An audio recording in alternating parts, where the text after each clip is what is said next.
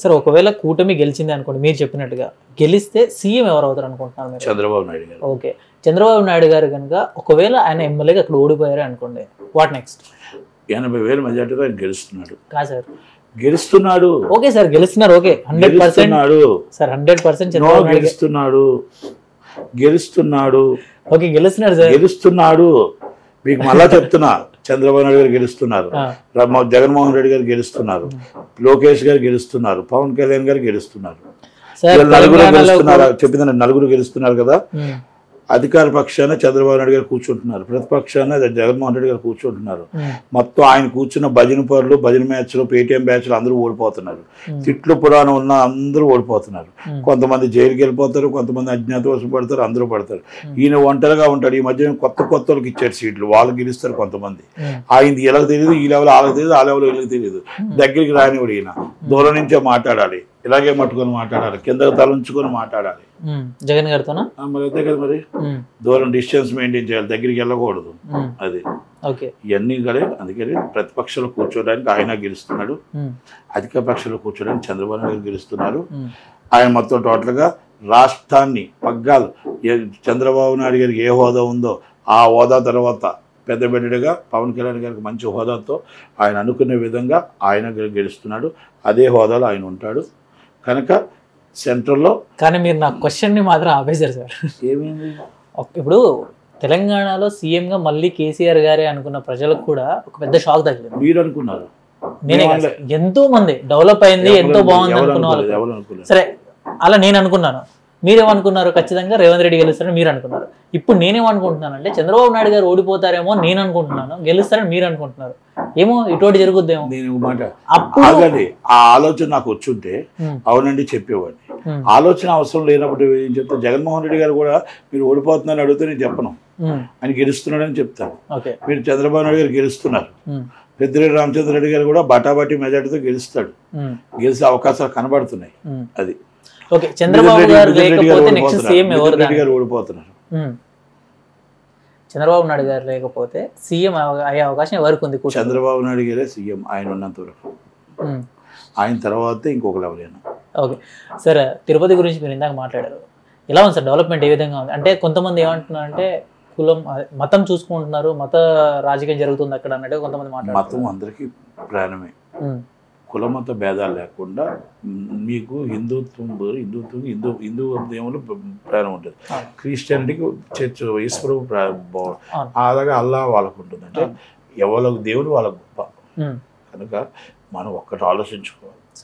మనం ఏం ఆలోచించుకోవాలంటే కరెక్ట్గా అక్కడ ఎంత డెవలప్ అయ్యింది, ఎలా డెవలప్ అయ్యింది, ఎన్ని ఇబ్బందులు జరుగుతున్నాయి ఈరోజు. అంటే నేను పూర్తిగా వెళ్ళట్లేదు దానికోసం. అక్కడ ఆధ్యాత్మిక కేంద్రంలో ఎవరెవరు ఉంటున్నారు, ఒకప్పుడు ఇప్పుడు ఎలా ఉంటున్నారు, ఒకప్పుడు భక్తులు ఎంతమంది ఉన్నారు, ఇప్పుడు భక్తులు ఎందుకు తగ్గుతున్నారు, ఎందుకు ఇది ఒక బిజినెస్ లాగా చూస్తున్నారు, ఇవన్నీ మనం తీసుకొని చూడాలి. అవన్నీ చూసేటప్పుడు కొంత బాధ అనిపిస్తూ ఉంటుంది. ఆ బాధలో జగన్మోహన్ రెడ్డి గారు చేసిన తప్పని అనిపిస్తుంటుంది. ఓకే, ప్రతి రెండో మంగళవారం ఫ్రీ దర్శనం ఉండేది, అది తీసేయడం జరిగింది జగన్మోహన్ రెడ్డి గారి పరిపాలన వచ్చిన తర్వాత. అన్ని ఫ్రీ దర్శనం 10,000 రూపాయలు టికెట్ పెట్టారు. 10,000 రూపాయల టికెట్కి ఎక్కువ ప్రాధాన్యత ఇచ్చారు, మామూలు 300 రూపాయల టికెట్ తక్కువ ప్రాధాన్యత ఇచ్చారు. అంటే ఎందుకు? దేవుడి దగ్గర ఇన్కమ్ కావాలి, డబ్బు కావాలి. సో డబ్బు కోసం దేవుని కూడా అమ్మేస్తున్నారు సార్, డబ్బు కోసం దేవుని కూడా అమ్మేస్తారు. ఆ మాట నేను అన్న కానీ ఆయన కొనేంతటో లేరు, ఆయనే ఒడ్డు కోసలు వాడు. అందుకే ఆయన కొనేవంతటోడు లేడు. ఆయన ఊసిళ్ళ వాళ్ళందరూ కూడా ఎక్కడ కూడా కనబడరు ఎవరు.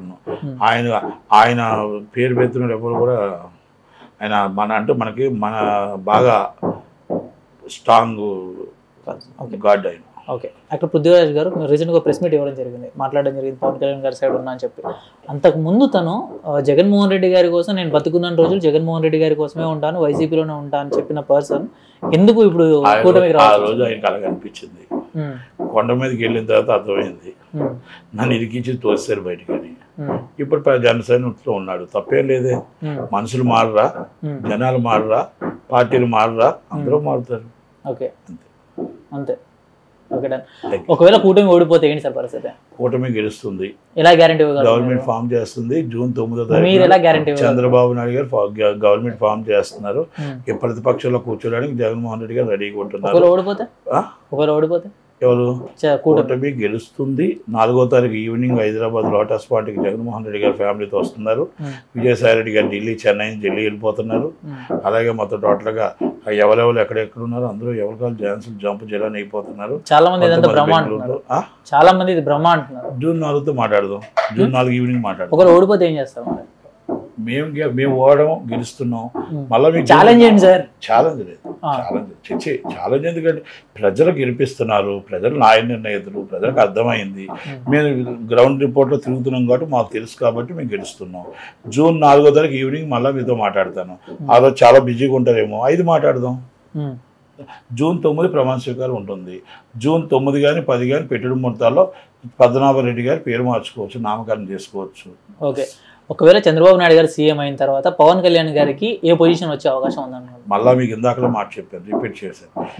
చంద్రబాబు నాయుడు గారితో పెద్ద కొడుకు హోదాలో మంచి పోర్ట్ఫోలియోలో మంచి ఆయనతో ఈక్వల్గా ఆయన సమాన భాగంతోనే గవర్నమెంట్ ఏర్పడుతుంది. ఆయనకు మంచి లెవెల్లోనే చూస్తారు. దాంట్లో మంచి వాల్యూ ఆయనకు ఉంటుంది.